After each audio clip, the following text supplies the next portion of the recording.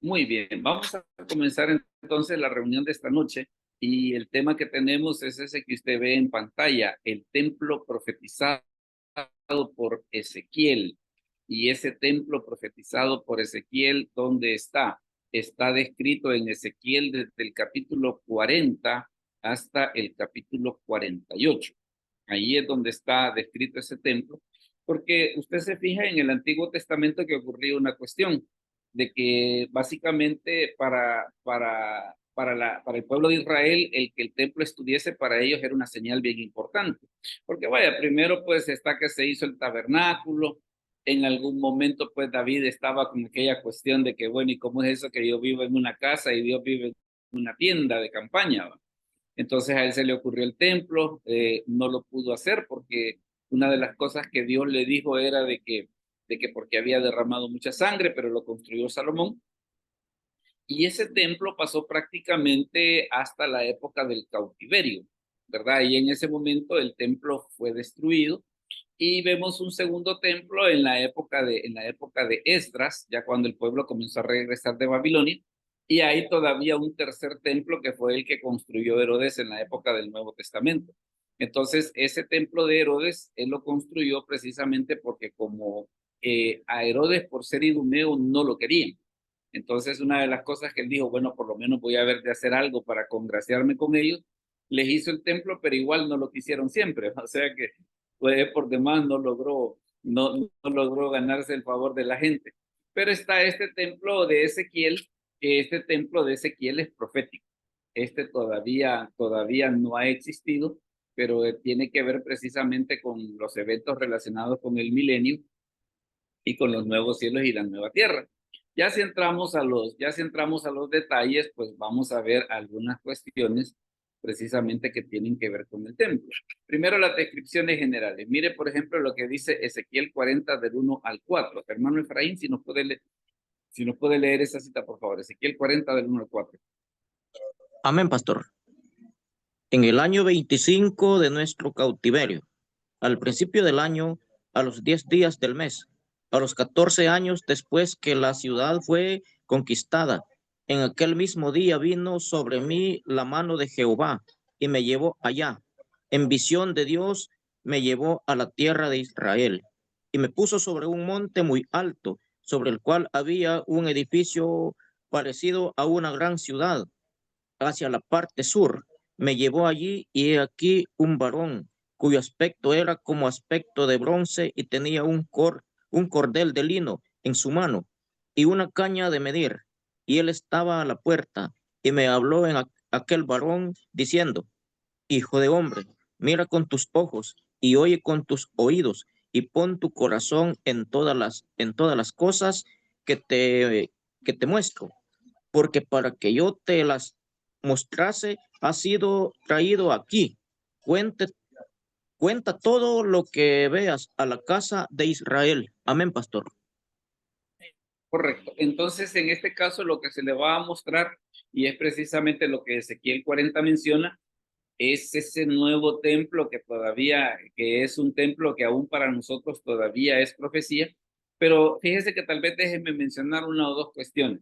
Una es el hecho de que el profeta Ezequiel, una de las cosas que él tenía era de que era bien metódico en la manera en la que él describía sus profecías.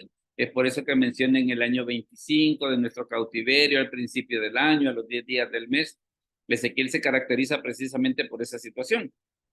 Ahora, hay una cosa que tal vez a mí me quiero llamar su atención y es a lo siguiente. Usted se fija la vez pasada cuando hablábamos acerca del Valle de los Huesos Secos, que una de las cosas que cuando se explica la profecía, Dios dice, mire, el pueblo de Israel así se ve como un valle de huesos secos y una de las cosas que ellos pensaron es, nuestra esperanza ha sido puesta en el olvido. Entonces, precisamente por eso está la profecía del Valle de los Huesos Secos, en el sentido de que Dios los iba a restaurar otra vez. Y en este caso, pues está la profecía del templo, que fíjese que una de las cosas que dice es el año 25 del cautiverio. ¿Qué es lo que sucede? Para que el cautiverio terminara todavía faltaban 45 años. Pero ¿qué es lo que sucede? En este momento se le ha mostrado al profeta Ezequiel, mira, va a haber un templo otra vez. Va a haber un templo otra vez, pero ese templo va a ser una cosa tan espectacular, va a ser algo nunca visto, y es precisamente lo que se le es mostrado a Ezequiel. Fíjense que en alguna medida hay como una comparación con el Apocalipsis, ¿verdad? De que Juan, cuando estaba preso en la isla de Patmos, ¿qué es lo que sucede? Se le aparece el Señor para mostrarle cómo va a ser el fin.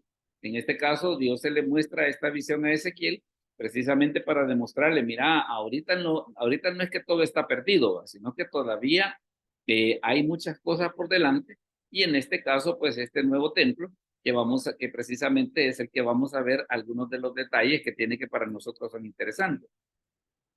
Luego fíjese que está la cuestión esta de que en ese nuevo templo, cuando, bueno, porque este capítulo desde el 40 hasta el 48 comienza a dar una serie de detalles, ¿no? Por ejemplo, las habitaciones que iba a tener, para qué iban a servir para cada cosa, los mobiliarios que iba a tener.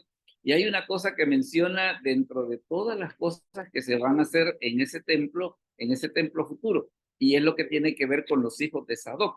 Mire lo que dice Ezequiel 41:46. Hermano Hernán, ¿será que nos puede leer esa cita, por favor? Ezequiel 41:46. Con gusto, pastor. Dice la palabra del Señor: y la cámara que mira hacia el norte es de los sacerdotes que hacen la guardia del altar. Estos son los hijos de Sadoc, los cuales son llamados de los hijos de Leví para ministrar a Jehová. Amén. Correcto. Fíjense que una de las cosas que menciona es el hecho de que en ese nuevo templo, ¿qué va a suceder? Van a ministrar los hijos de Sadoc. Ahora, ¿y estos hijos de Sadoc quiénes eran? ¿Y por qué precisamente son tan importantes? Porque fíjense que los hijos de Sadoc, resulta de que ellos, Sadoc en sí tuvo una participación bien importante, porque era el sumo sacerdote que estaba en la época de David. Y cuando Absalón persiguió a David, este Sadoc se puso del lado de David. Cuando ya David está a punto de morir y que Salomón va a ser el rey, y que hay un Adonías que dice que quiere ser él colocado como rey, ¿qué es lo que sucede? Sadoc se pone nuevamente del lado de Salomón, precisamente para apoyarlo. Ahí está, de que por eso usted ve en esta cita de Primero de Reyes 1, del 7 al 8, que dice: y se había puesto de acuerdo con Joab, hijo de Sarbia, y con el sacerdote Abiatar, los cuales ayudaban a Adonías. Pero el sacerdote Sadoc y Benaía, hijo de Joiada, el profeta Natán, Simei, rey, y todos los grandes de David, no seguían a Adonías. Entonces, ¿qué es lo que sucede? Vemos de que este Sadoc, en la época de David, se puso del lado de David. En esta primera rebelión que Salomón está enfrentando, Sadoc se pone del lado de Salomón. Entonces, ¿qué es lo que sucede?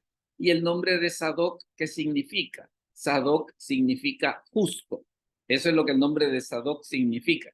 Y fíjese que aquí hay algunos datos que era de lo que le estaba mencionando. Mire, fue sacerdote en tiempo de David y fue leal aún durante la revuelta de Absalón. Apoyó a Salomón aún en contra de la rebelión de Adonías.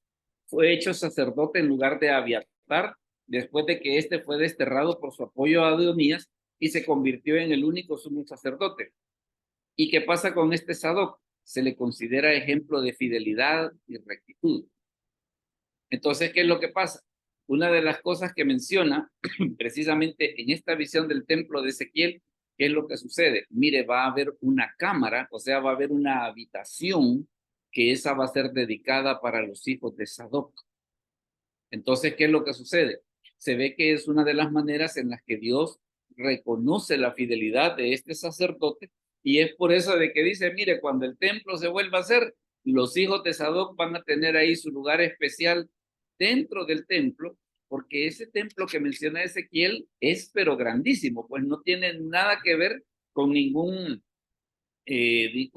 descripción del templo que haya habido anteriormente.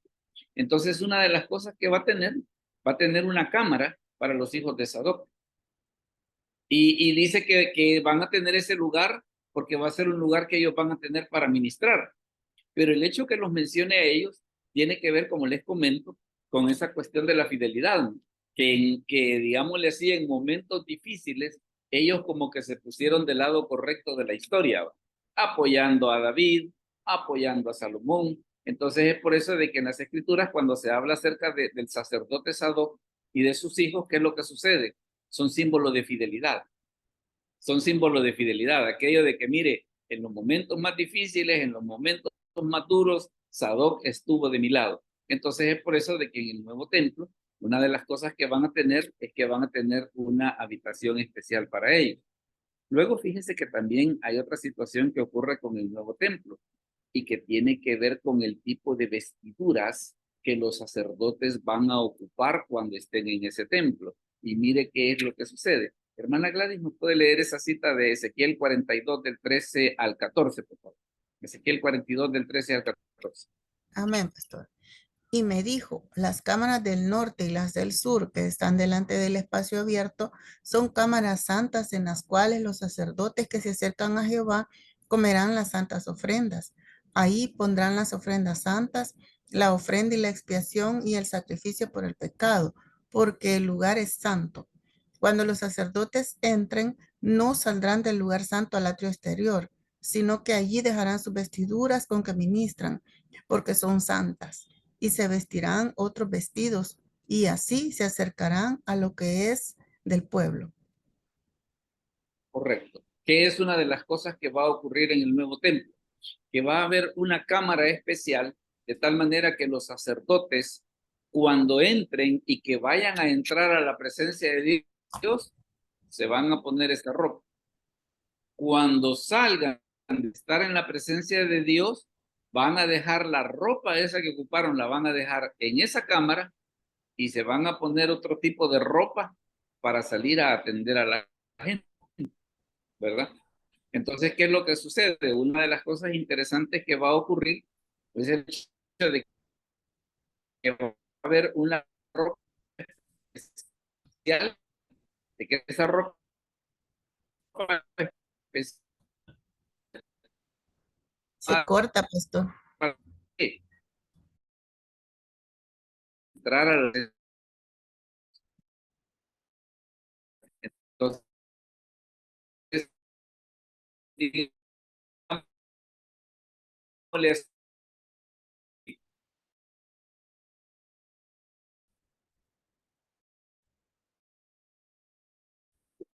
una ropa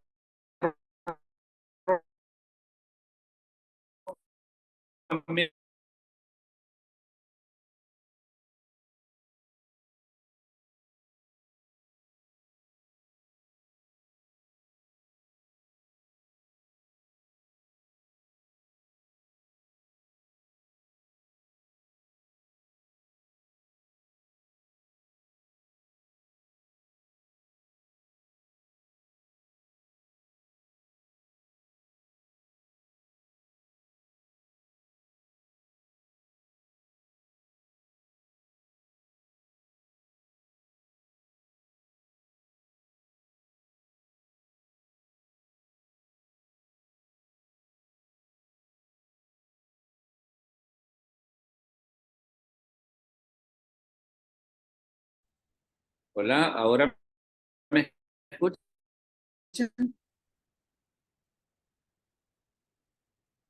Hola.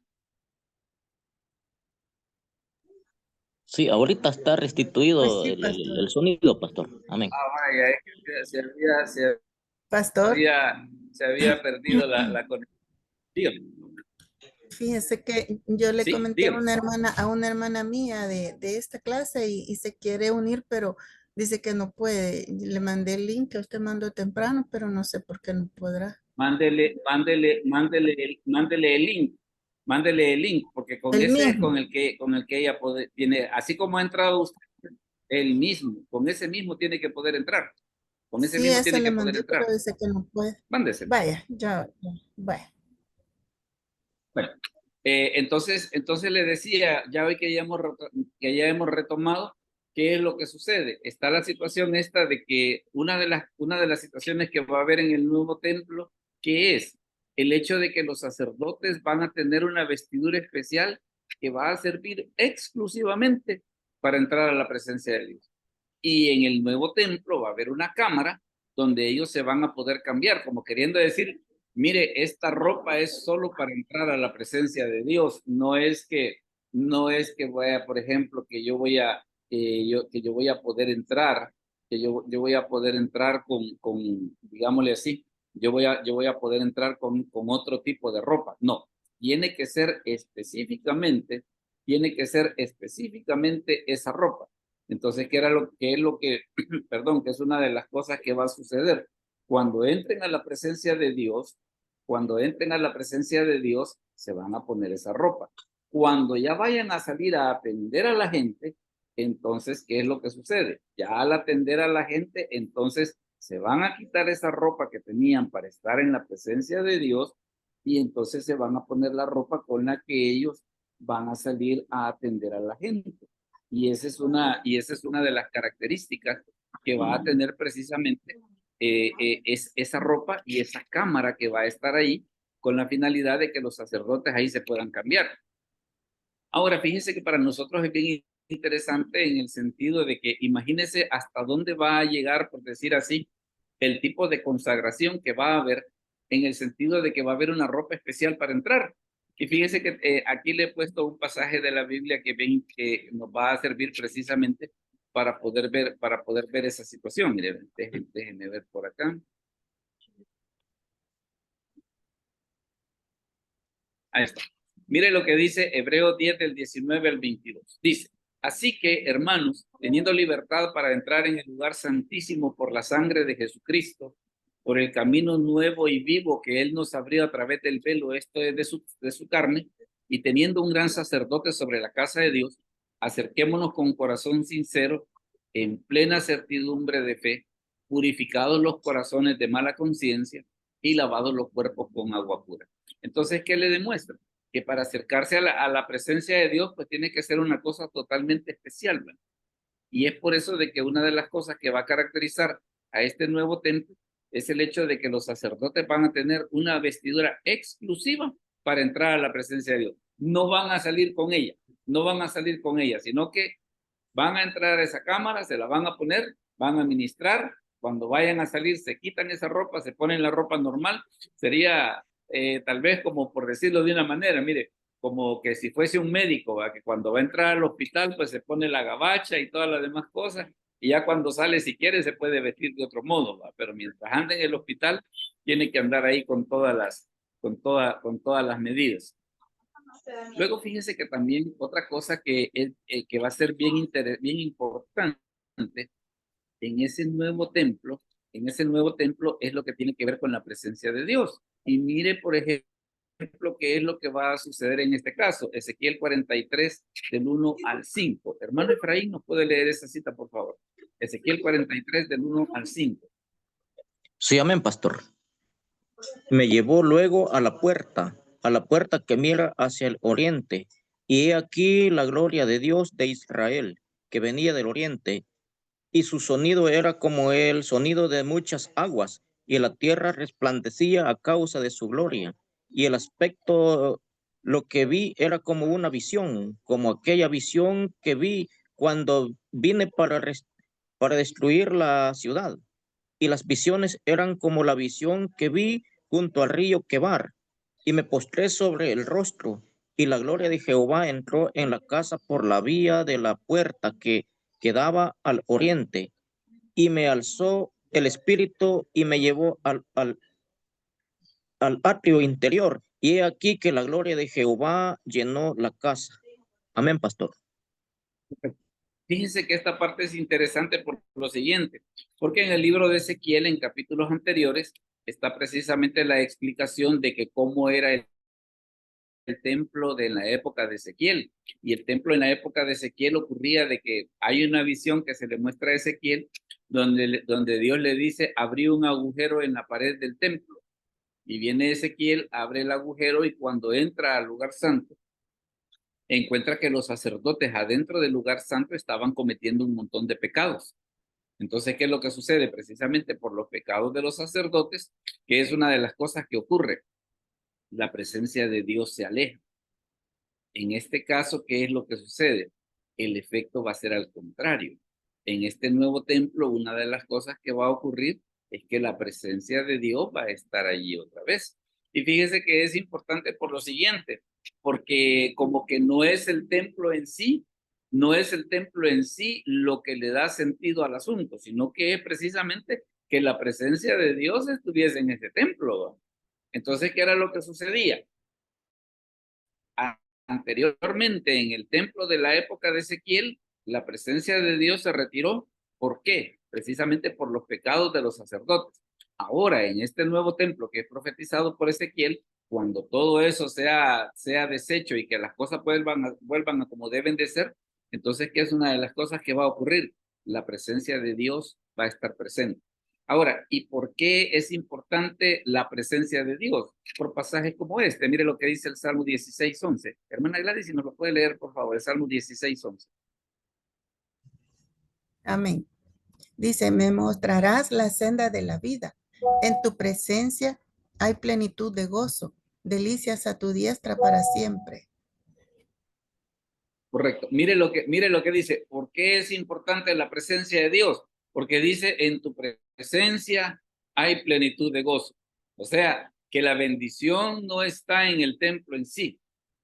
La bendición está en la presencia de Dios, ¿verdad? Que es precisamente lo que el profeta hace mención. O si no, mire, por ejemplo, lo que ocurre con este pasaje, el Salmo 21:6. Hermano Hernán, si nos lo puede leer, por favor, el Salmo 21:6.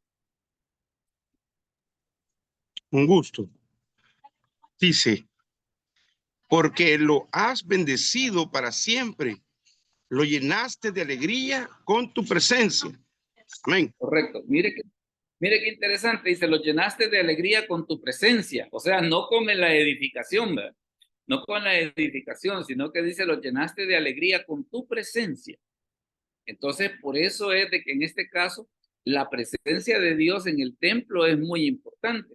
Porque vaya, alguien puede pensar, mire, fíjese que el templo es bonito. Pues sí, pero si el templo es bonito, pero si la presencia de Dios no está ahí, pues la verdad que estamos mal, ¿verdad? Estamos mal. En este nuevo templo, una de las cosas que va a ocurrir precisamente es de que la presencia de Dios va a ser manifiesta en ese lugar. O si no, mire, por ejemplo, qué es lo que dice en este otro pasaje, 1 Corintios 1 del 28 al 29. Dice, y lo vil del mundo y lo menospreciado, dice, escogió Dios y lo que no es para deshacer lo que es, a fin de que nadie se jacte en su presencia. Entonces, en ese sentido, la presencia de Dios es muy importante. Es por eso de que una de las cosas que va a ocurrir en el nuevo templo, que va a ser la manifestación de la presencia de Dios.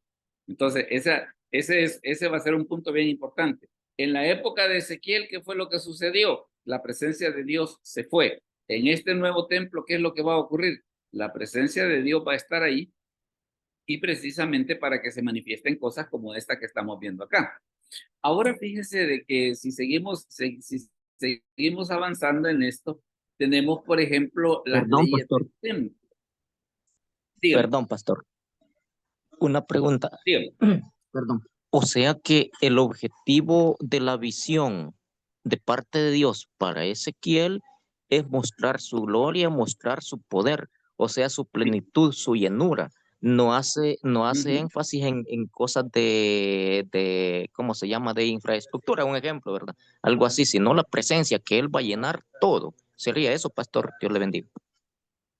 A pesar de que fíjese que la descripción del templo que le da a Ezequiel es un templo, pero fabuloso, pues de por sí solo el tamaño. Yo estaba viendo, por ejemplo, un comentario, ¿verdad? que hace mención de que para el tamaño del templo como que no cabe dentro de lo que actualmente se conoce que es Jerusalén. Entonces se ve que va a ser una cosa, pero que nada que ver, pues, algo que todavía no se ha visto. Entonces, pero ¿qué es lo que sucede? El énfasis se ve que no está tanto en el cabal, así como usted dice, no tanto en la estructura como en la presencia de Dios. Esa es la parte que es importante, ¿verdad? No tanto la estructura, la presencia de Dios. Y esa es precisamente una de las cosas que va a caracterizar el nuevo templo. Ahora, le comentaba que, por ejemplo, que una de las cosas que también va a ocurrir en el nuevo templo tiene que ver con lo que se llama las leyes del templo. Y mire una de las cosas que va a ocurrir en ese sentido. Hermana Gladys, ¿me puede leer esa cita de Ezequiel 43 del 7 al 9? Amén.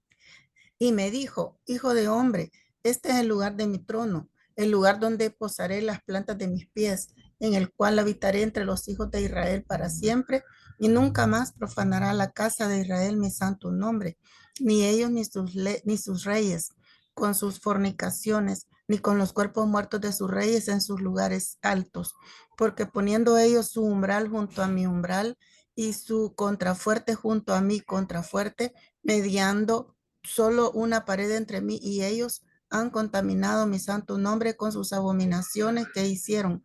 Por tanto, los consumí en mi furor. Ahora arrojarán lejos de mí sus fornicaciones y los cuerpos muertos de sus reyes, y habitaré en medio de ellos para siempre. Correcto.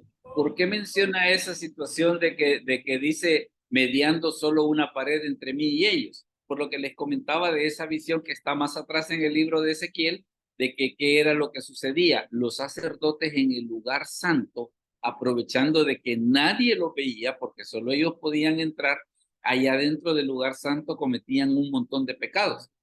Pero entonces, ¿cuál va a ser una de las situaciones en el nuevo templo? Ah, no, mire, en el nuevo templo es cierto que van a estar aquí en el cuarto de a la par, o sea, el lugar santo pegado al lugar santísimo, pero esta vez la cosa va a ser diferente, porque mire qué es lo que sucede, dice el versículo 9, ahora arrojarán lejos de mí sus fornicaciones y los cuerpos muertos de sus reyes, y habitaré en medio de ellos para siempre. Entonces, esa es una de las cosas que va a ser bien importante y que va a ser característico del nuevo templo. Y esa es una de las cosas que va a caracterizar el nuevo templo. La visión esa de la que le he estado mencionando, ahí está en Ezequiel 8 del 7 al 9. No la vamos a leer toda porque nos desviaríamos del objetivo del estudio de hoy. Pero ahí es donde en todo el capítulo 8 de Ezequiel es donde se describen los pecados que los sacerdotes hacían en el lugar santo. Entonces, por eso es que Dios les dice, mire, ¿sabe qué es lo que sucede? Ustedes estaban a la par de mí. ¿Cómo así? Estaban en el lugar santo. Y aún en el lugar santo estaban cometiendo muchos pecados. Pero en el nuevo templo la cosa no va a ser así. Definitivamente que no. Ahora, no sé si la hermana Amalia puede ayudarnos a participar en la lectura. Si no, pues si está en trabajo o alguna cosa así, pues no hay ningún problema. Pero sí, la idea es que todos puedan participar con la lectura, ya sea con preguntas o con opiniones. No sé si me escucha, hermana Mali. Bueno, hermano Efraín, léanos esa cita, por favor, de Ezequiel 43:12. Ezequiel 43:12. Amén, pastor. Esta es la ley de la casa sobre la cumbre del monte. El recinto entero, todo en derredor, será santísimo. He aquí que esta es la ley de la casa. Amén, pastor. Correcto. Entonces vea que una de las cosas importantes que va a caracterizar en el nuevo templo dice, todo va a ser santísimo. O sea, aquí lo que estaba ocurriendo en el templo de Ezequiel, eso ya no va a volver a ocurrir. Eso ya no va a volver a ocurrir. Entonces, dése cuenta en este sentido cómo se ve que este nuevo templo que es profetizado por Ezequiel no va a tener nada que ver con algo que el pueblo de Israel haya visto alguna vez. Ahora mire qué es lo que sucede. Si seguimos avanzando, por ejemplo, tenemos por acá, fíjese que hay precisamente una porción que tiene que ver con los malos sacerdotes, ¿verdad? Porque el profeta Ezequiel habla que hubieron malos sacerdotes, hubieron. Esos van a tener su espacio en el nuevo templo. Hasta ahí como que podría ser, mire, estamos bien, va. Pero mire tal vez la limitante que ellos van a tener y que es precisamente lo que está en esta cita de Ezequiel 44 del 10 al 14. Si nos lo lee, por favor, hermana Gladys, Ezequiel 44 del 10 al 14. Amén. Y los levitas que se apartaron de mí cuando Israel se alejó de mí, yéndose tras sus ídolos, llevarán su iniquidad y servirán en mi santuario como porteros a las puertas de la casa y sirvientes en la casa. Ellos matarán el holocausto y la víctima para el pueblo y estarán ante él para servirle, por cuanto le sirvieron delante de sus ídolos y fueron a la casa de Israel por tropezadero de maldad. Por tanto, he alzado mi mano y jurado, dice Jehová el Señor, que ellos llevarán su iniquidad. No se acercarán a mí para servirme como sacerdotes, ni se acercarán a ninguna de mis cosas santas, a mis cosas santísimas, sino que llevarán su vergüenza y las abominaciones que hicieron. Les pondré, pues, por guardas encargados de la custodia de la casa, para todo el servicio de ella y para todo lo que en ella haya de hacerse. Correcto. Entonces vea una situación que es mencionada por acá, que dice que qué fue lo que pasó. Dice, los levitas que se apartaron de mí cuando Israel se alejó de mí, yéndose tras sus ídolos. ¿Qué es lo que va a pasar con ellos? Van a estar en ese templo, pero ¿qué es una de las cosas que va a hacer? Ellos van a estar de porteros, por eso es que dice aquí en el versículo 11, y servirán en mi santuario como porteros a la puerta de la casa y sirvientes en la casa, y todavía dice en el 12, por cuanto le sirvieron delante de sus ídolos y fueron a la casa de Israel por tropezadero y de maldad. Pero mire lo que dice el 13, no se acercarán a mí para servirme como sacerdotes. O sea, van a estar sirviendo en todas las otras cosas de alrededor, pero entrar a la presencia de Dios no lo van a hacer. Entonces, ¿qué es lo que sucede? Se ve en ese aspecto que definitivamente, ¿qué es lo que sucede? Dios va a establecer una diferencia. Porque a veces hay personas que dicen, ay, mire, a la hora de las horas, Dios ni se fija de los pecados que a veces los cristianos cometemos, o Dios no se fija de los pecados que los pastores cometemos. No, como no hace diferencia, hace diferencia.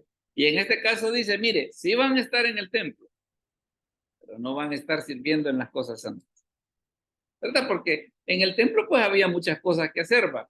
Claro, usted me dice, pues sí, sí van a estar en el templo. Mire, pero si yo voy a estar en el templo de Ezequiel, yo preferiría mejor estar sirviendo en la presencia de Dios y no haciendo la limpieza, va. Y no porque hacer la limpieza sea malo, sino que vamos al hecho de que precisamente por los pecados que ellos cometieron, ¿qué es lo que sucede? Hubieran tenido más privilegio, pero prácticamente ellos solitos están cerrando la puerta con los pecados que ellos cometieron. Entonces es por eso que en este caso dice, mire, y van a estar en la presencia de Dios. Claro que van a estar en la presencia de Dios, pero no ministrando en la presencia de Dios, sino que van a estar en las cosas de alrededor, pero no en la parte importante. Es por eso que mire lo que dice acá en Ezequiel 44. Más los sacerdotes, dice, y levitas, hijos de Sadoc, que guardaron el ordenamiento del santuario. Cuando los hijos de Israel se apartaron de mí, ellos se acercarán para ministrar ante mí, y delante de mí estarán para ofrecerme la grosura y la sangre, dice Jehová el Señor. Mire qué diferencia en este sentido cuando una persona sirve fielmente a Dios, ¿verdad? ¿Qué es lo que va a suceder? Miren, el nuevo templo, que es una de las cosas que va a suceder, se va a acercar a la presencia de Dios.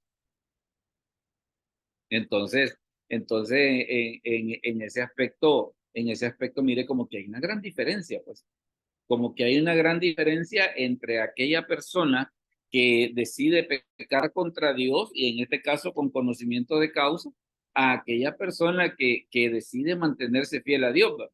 ¿Qué es lo que va a pasar? Dice, en el nuevo templo, dice, esos que fueron fieles a Dios, esos van a estar en la presencia de Dios. Entonces, definitivamente de que va a haber diferencia.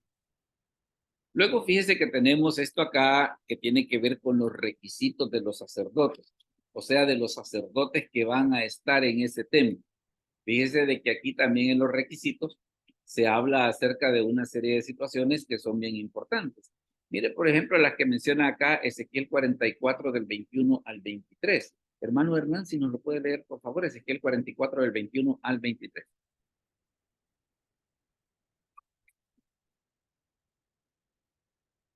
Ezequiel 44 del 21 al 23. ¿Hola? Espérame, yo le había desactivado. ¿Verdad? Bueno, Hola. veamos. Así, Si nos puede leer, por favor, Ezequiel 44, del 21 al 23. Esta cita que está en la pantalla. Ahorita, pastor, espéreme que si ahorita voy. Vaya. Dice, ninguno de los sacerdotes beberá vino cuando haya entrar en el atrio interior. Ni viuda ni repudiada tomará por mujer, sino que tomará virgen del linaje de la casa de Israel, o viuda que fuere viuda de sacerdote. Y enseñarán a mi pueblo a hacer diferencia entre lo santo y lo profano, y les enseñarán a discernir entre lo limpio y lo no limpio. Amén. Mire qué cosas más interesantes de lo que se les va a pedir a los sacerdotes. Ninguno de los sacerdotes beberá vino cuando haya de entrar en el atrio interior. O sea, mire, si a usted le gusta el licor, pero quiere entrar a la casa de Dios, no, así no lo va a hacer. Así no lo va a hacer, ¿verdad? Y entre otras cosas también vea de que aparte de la restricción de la bebida, también las escrituras se meten a una cuestión bien personal, ¿va? Al tipo de persona que debía de ser tu esposa. Y dice, no debía ser ni viuda ni repudiada tomará por mujer, dice, sino que tomará virgen del linaje de la casa real, dice, de Israel, o viuda que fuere viuda de sacerdote. Entonces, en ese aspecto, una de las cosas que va a ser bien importante en el nuevo templo tiene que ver precisamente con los requisitos que los sacerdotes en su vida personal deben de tener. Ya más atrás hemos hablado un poquito acerca de las vestiduras, pero ahora también la otra situación que entra en juego es precisamente lo que tiene que ver con su vida personal. Y mire, dice acá, por ejemplo, en los casos, dice por acá, en los casos de pleito, ellos estarán para juzgar. Conforme a mi juicio juzgarán, y mis leyes y mis decretos guardarán en todas mis fiestas solemnes, y santificarán mis días de reposo. No se acercarán a hombre muerto para contaminarse, pero por padre o madre, hijo o hija, o hermano o hermana que no haya tenido marido, sí podrán contaminarse. Entonces, en ese sentido, una de las cosas que va a caracterizar el servicio del templo, que no solamente tiene el tipo de vestidura, sino que también sus cualidades personales, su conducta, va a ser una serie de cosas que definitivamente va a ser, ante los ojos de Dios, va a ser un detalle que va a ser importante.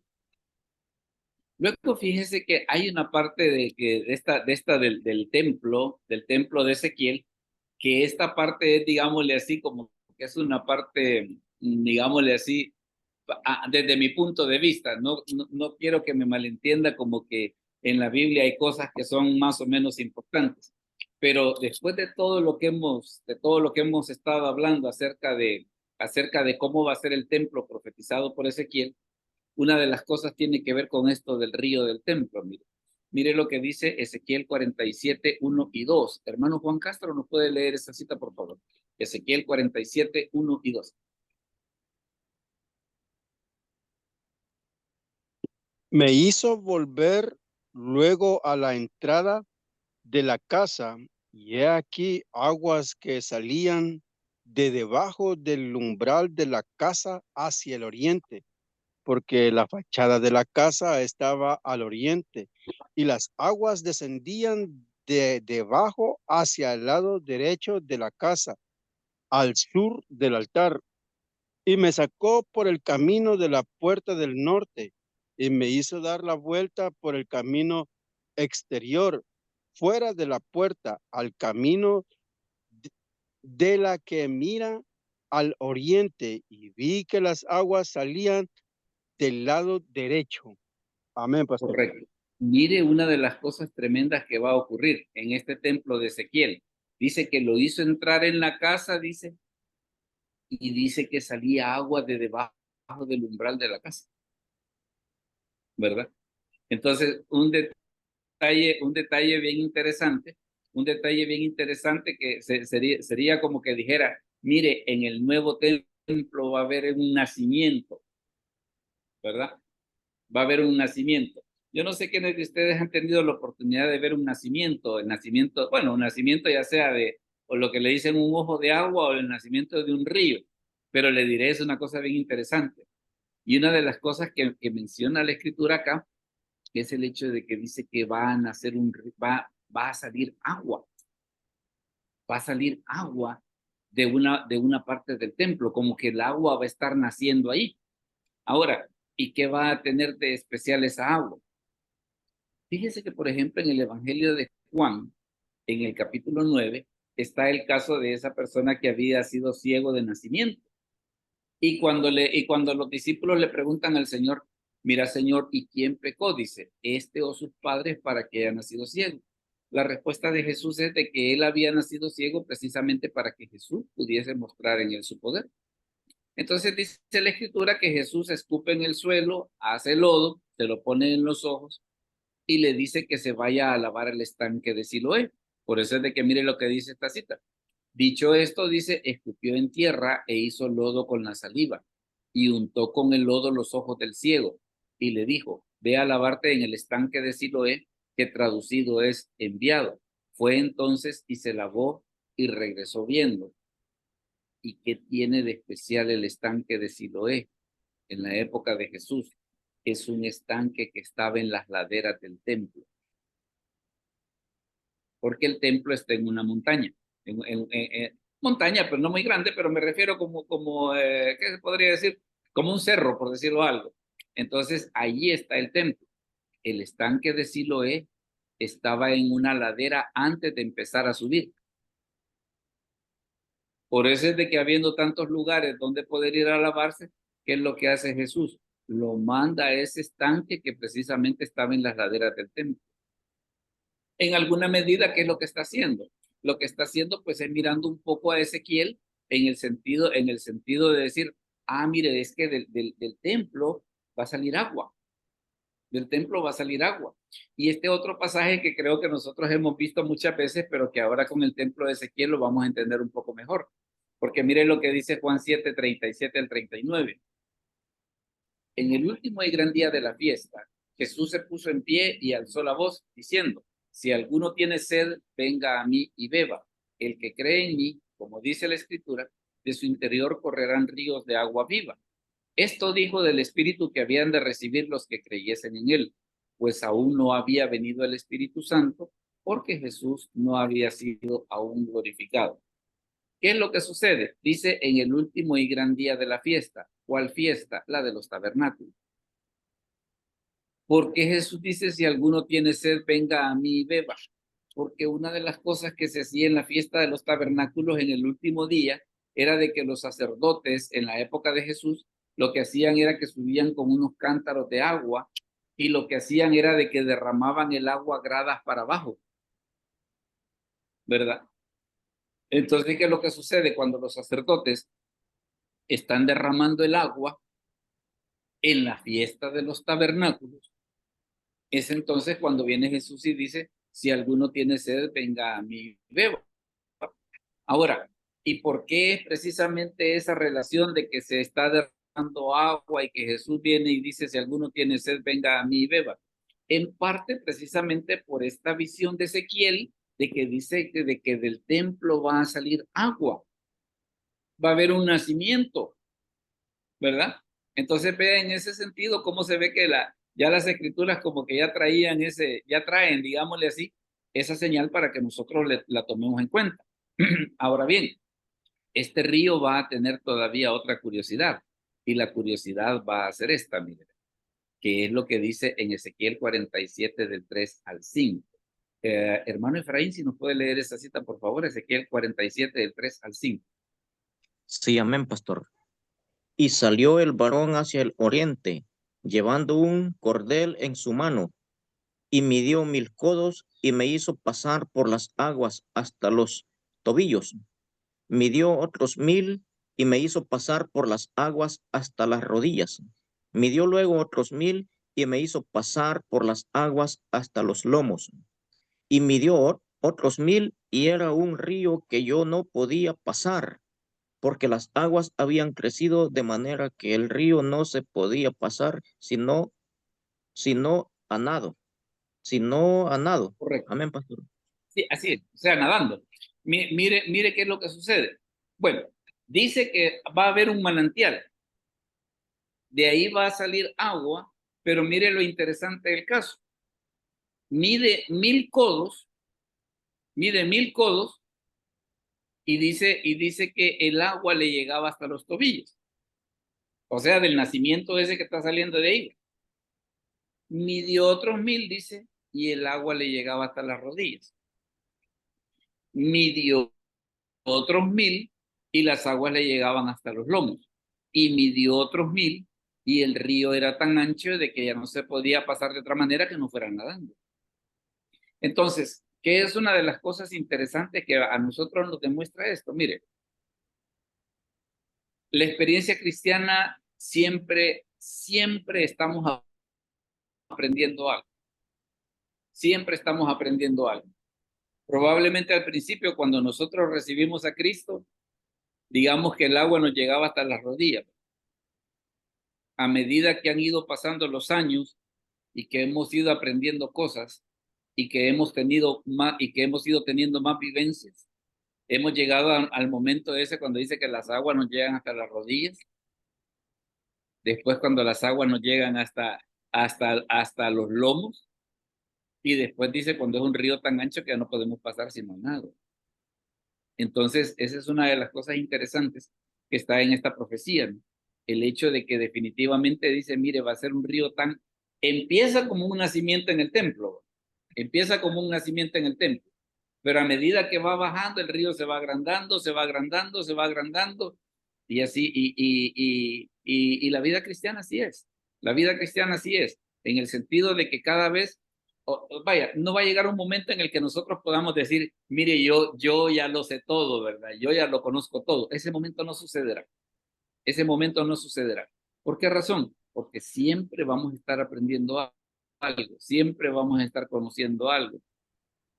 Y mire lo que iba a suceder con ese río.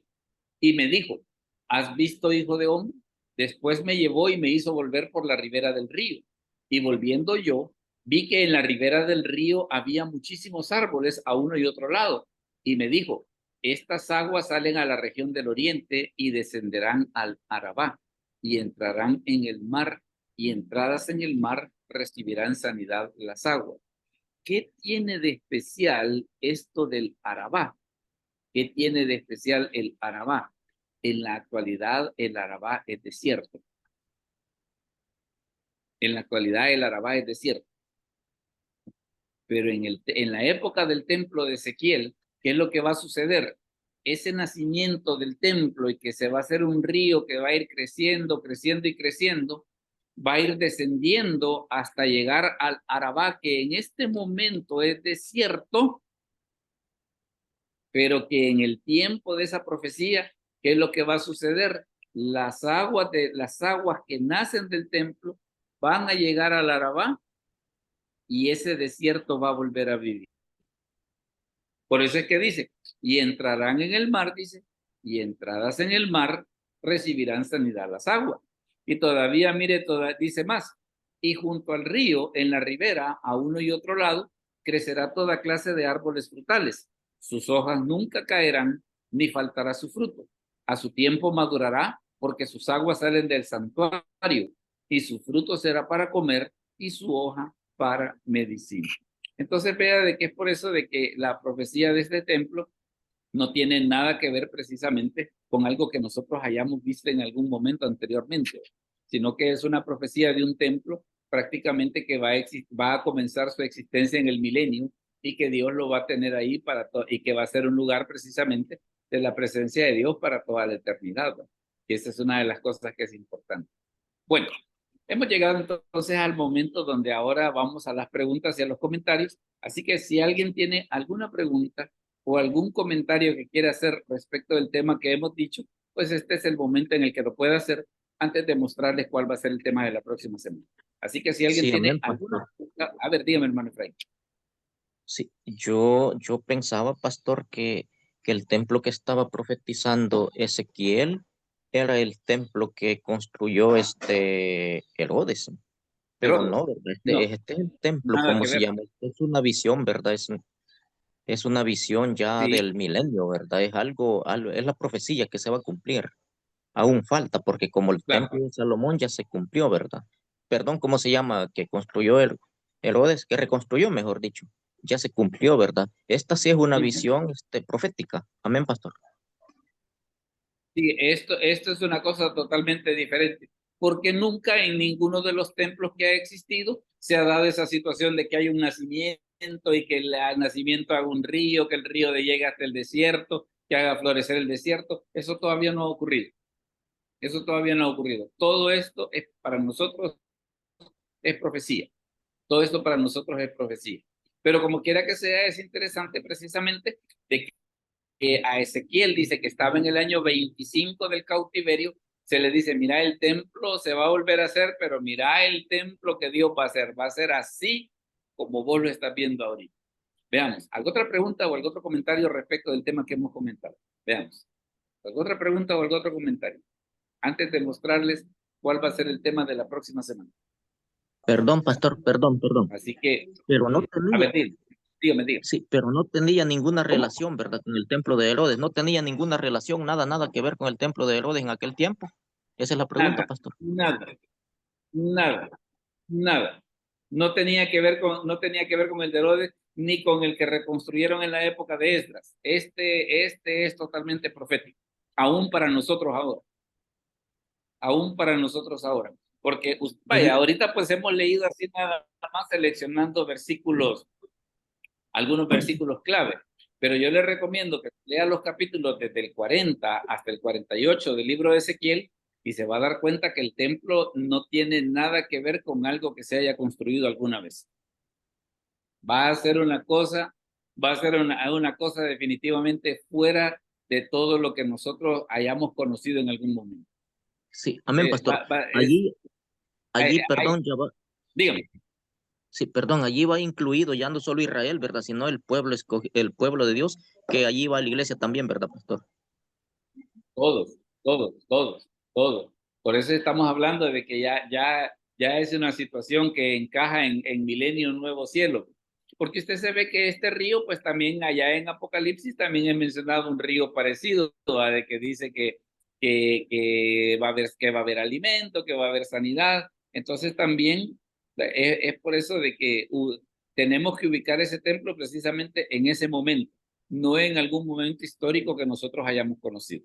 Eso definitivamente que no. Muchas Definitivamente gracias, que no. pastor. Bueno, para servirle. Veamos, ¿alguna otra preguntita más o algún comentario antes de mostrarles cuál va a ser el tema de la próxima semana? Sí, pastor.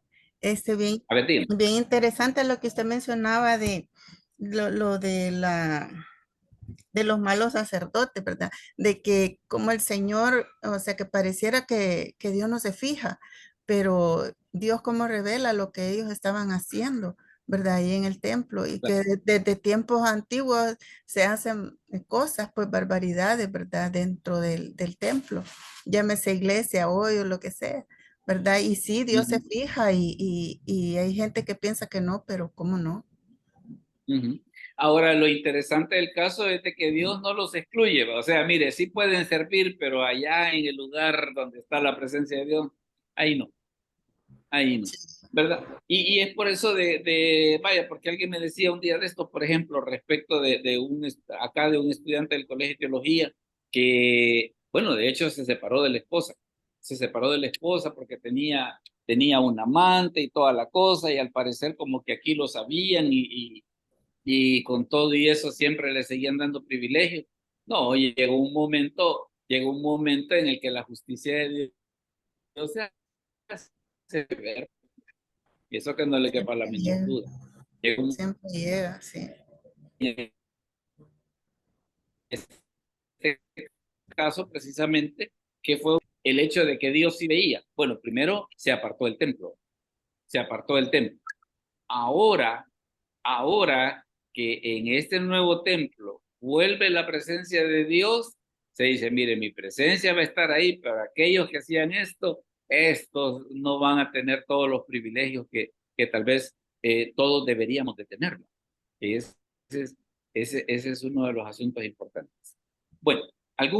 alguna última pregunta o algún último comentario antes de mostrarles Amén, cuál va a pastor. ser el tema de la próxima semana? O si Sí, todos amén, están. pastor. A ver, díganme. Sí, aún Díganme. de las fallas, ¿verdad? O sea, de los problemas que como seres humanos se dan, ¿verdad? Vemos acá, Ajá. pastor, en esta visión que la misericordia de Dios nos alcanza, porque con pecados así de esa manera, sobre los ejemplos que se puso allí en la Biblia, ¿verdad? De los sacerdotes que cometen iniquidades, aún Dios no los desecha, ¿verdad? El amor de Dios es un amor ágape, solamente, pastor. Ese es un asunto que es muy importante. Bueno, déjenme mostrarles cuál va a ser el tema de la próxima semana y el próximo jueves 2 de octubre vamos a tener este tema. Mire, la época de los jueces. La época de los jueces. Hay una frase que sirve de punto de partida ahí en el libro de los jueces, y es que dice que en la época de los jueces no había rey en Israel y cada uno hacía lo que bien le parecía. Entonces eso de que cada uno hacía lo que bien le parecía, ay, mire, trajo unas consecuencias bien tremendas. Así que eso va a ser el tema que vamos a analizar el próximo jueves. El video de la reunión de hoy más tarde va a estar subido a YouTube, ¿verdad? Para que usted lo pueda ver y lo pueda compartir. Recuerde pues de que si usted lo quiere compartir con alguien, todo esto es gratuito, o si usted después lo quiere ver posteriormente, pues igualmente, ¿verdad? Bueno, vamos a terminar entonces, vamos a orar y le voy a pedir que inclinemos el rostro. Padre, te damos gracias por este momento, gracias por los hermanos que se conectaron. Te pido que bendiga sus vidas. A los hermanos que van a ver el video posteriormente, también te pedimos que tú puedas hablar a sus corazones. Gracias te damos por el privilegio que nos das. Ayúdanos, Señor, a poder anhelar tu presencia, porque sabemos que en tu presencia hay plenitud de gozo. Te lo pedimos y te lo agradecemos en el nombre de Jesús. Amén. Bueno, mis Amén, hermanos, pastor. muchas Muchas gracias. gracias. Dios le Dios los bendiga, pastor. bendiga Bendiga. y nos vemos a la próxima. Dios bendiga.